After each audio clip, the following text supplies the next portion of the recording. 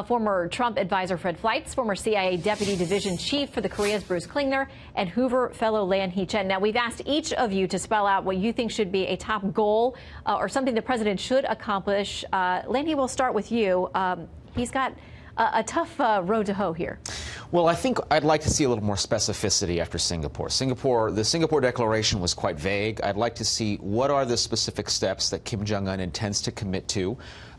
It'd be great if we could get a definition on denuclearization. That's going to be tough, but the actual steps he will take, verification is something I know we're going to talk more about. Actually seeing what that looks like, I think having some specificity around these concepts, and then we can talk about the easing of economic sanctions potentially on our side and what those steps might be. But in the absence of specificity, it's very difficult to really tell whether anything's been accomplished. Yeah, if you're moving the ball at all. All right, Bruce, you can give us your goal. We also want to talk with you about verification because you have expertise in that area, so however you want to tackle those two. Right. Well, Secretary Pompeo has repeatedly claimed that Chairman Kim has agreed to dismantle the entire plutonium and uranium enrichment production facilities and totally abandon the nuclear and missile arsenal. North Korea has rejected that claim. So what we need to see is get this in writing. We need to have a common definition on what denuclearization is. It's not global arms control. It's denuclearization of North Korea. We need to get North Korean commitment to international standards of verification. We need to get them to commit to fully abandoning their arsenal and their production capabilities, as well as very early on giving a data declaration of their programs. So that's all, I think, very tangible steps that we need to get very early on. Any chance we get any of that? Well, if we don't have that, then we don't have an agreement. So we've got to have some teeth to this thing to move forward. All right, Fred, your policy goal for the president here this week?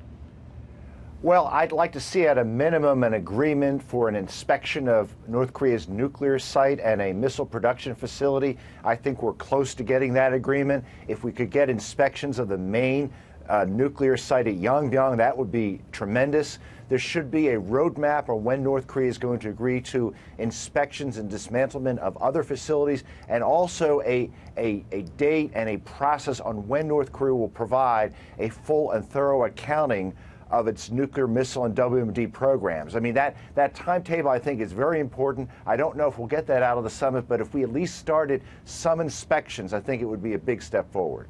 Well, and it's interesting this week ahead of this, you've seen a number of Democrats, and especially over in the Senate, I think about Senator Chuck Schumer, the top Democrat there, take to the floor. And they've talked about the fact that Congress is going to have to be a party to anything substantive the president agrees to. So, Lanhee, I mean, he's negotiating with Kim Jong Un, but he's also going to have to sell this at home, whatever they come up with. He will have to sell it at home. And I think one of the challenges is we talked earlier about how politics is so imbued with everything we're doing now. And it's unfortunate because if we were able to come up with an agreement that had some teeth, that had some steps forward, I would think there'd be bipartisan support for it. So this is the challenge we're operating in the current environment. There's so much hostility toward the president and what he's trying to do from Democrats in Congress that what I fear is even if there is an agreement that comes forward that presents some actual achievements and accomplishments in moving forward, that maybe Democrats still oppose it, that'd be very unfortunate. And Bruce, what about South Korean buy-in? Because they have different interests, some aligned with ours and some that are very specific to their nation as well. Right. The South Korean president is a progressive or a liberal, and he's very interested in improving relations with North Korea and really leaving denuclearization to the U.S. But denuclearization is an international issue, so that's been a source of some friction between Washington and Seoul. But they're also concerned about things like an ICBM-only deal, where if the U.S. is focusing just on protecting our American homeland, which Secretary Pompeo seems to be hinting at, that would not only leave our South Korean but also our Japanese allies very concerned. They're concerned that we will only focus on our protection and not those of our allies. So a peace declaration sounds good, but really it's a meaningless gesture. It does nothing to reduce the nuclear, missile, or conventional force threat. So we need to work towards a peace treaty, but we need to get the North Korean conventional threat reduced before we sign any kind of document. Okay, and Fred, before we get cut off, I also want to bring in the issue of Russia. I mean, North Korea has been having conversations, a relationship with them, too, and they clearly have a different interest than the U.S. does in these deals. I think that's exactly right. I think Russia has been violating UN sanctions. I think that has picked up recently. I think China is also. We need to keep the pressure on Russia and China.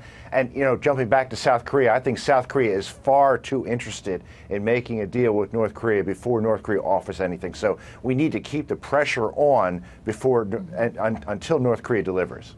All right. Bruce, Fred, and Lanhee, thank you all for multiple bites at the apple tonight as we continue watching this breaking news in Vietnam. Great to have all of you.